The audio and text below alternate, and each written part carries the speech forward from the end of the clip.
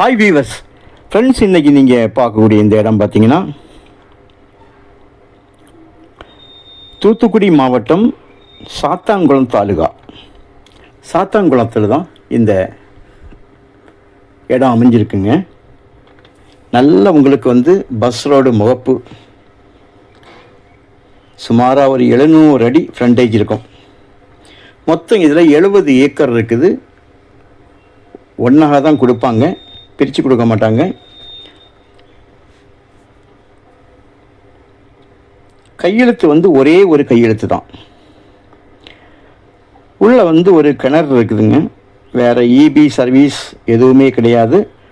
மண் இது போரோ இபி இதுவோ எதுவுமே கிடையாது. கிணறு ஒரே ஒரு கிணறு மட்டும் உள்ளே இருக்குது.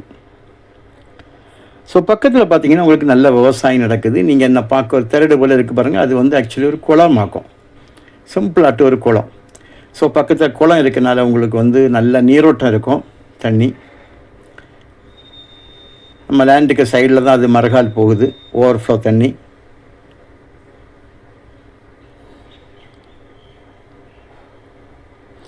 சுற்றிலுமாக 4 பக்கம் உங்களுக்கு வேலி போட்டு விட்டுருக்காங்க. திருநெல்வேலியிலேருந்து ஒரு 40 கிலோமீட்டர் தூரத்தில் அந்த இடம் இருக்குது. வள்ளியூர்லேருந்து பார்த்தீங்கன்னா சுமாராக ஒரு 30 கிலோமீட்டர் தூரத்தில் அந்த இடம் இருக்குது. வள்ளியூர் திருச்செந்தூர் மாநில நெடுஞ்சாலை ஸ்டேட் ஹைவேல தான் உங்களுக்கு சாத்தான்குளம் இருக்குது.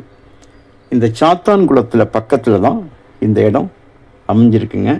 இந்த மண்ணை பாருங்கள், மண்ணுக்கு தான் நம்ம விலை கொடுக்கலாம். அந்த அளவுக்கு மண் உங்களுக்கு செழிப்பான ஒரு மண், நல்ல ஒரு செழிப்பான ஒரு மண்.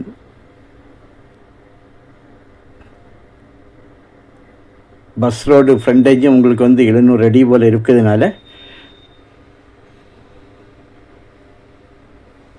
ஒரு இன்வெஸ்ட்மெண்ட்டுகளுக்கு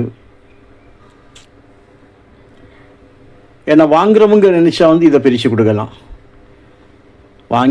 ஒருத்தங்க வாங்கி இதை பிரித்து ஒரு 10 ஏக்கர் இந்த மாதிரி கொடுக்கணுன்னா உள்ள ஒரு பாதை போட்டு நமக்கு கொடுக்கலாம். ஸோ இன்வெஸ்ட்மெண்ட் பண்ணி பின்னால் அதிக விலைக்கு விற்கணும் அப்படின்னு எய்ம் பண்ணுறவங்களுக்கும் நீங்கள் இந்த இடத்த பார்க்கலாம். ஆனால் விவசாயத்துக்கு பெஸ்ட்டு, விவசாயமோ பண்ண வைக்கிறதுக்கோ இந்த மாதிரி. ஸோ இவங்க இப்போ யாருடைய கையில் இருக்கிறதோ அவங்க இதை சேர்த்து மொத்தமாக தான் கொடுப்பாங்க. 70 ஏக்கரும் பாருங்கள். உங்களுக்கு அந்த ஃப்ரண்டேஜை தான் இப்போ நான் காணிக்கிறேன். ரோடு ஃப்ரண்டேஜ் எந்த அளவு இருக்குன்னு தான் நீங்கள் பார்க்கிங்க. வேலி போட்டிருக்கிறத பார்க்கிங்க.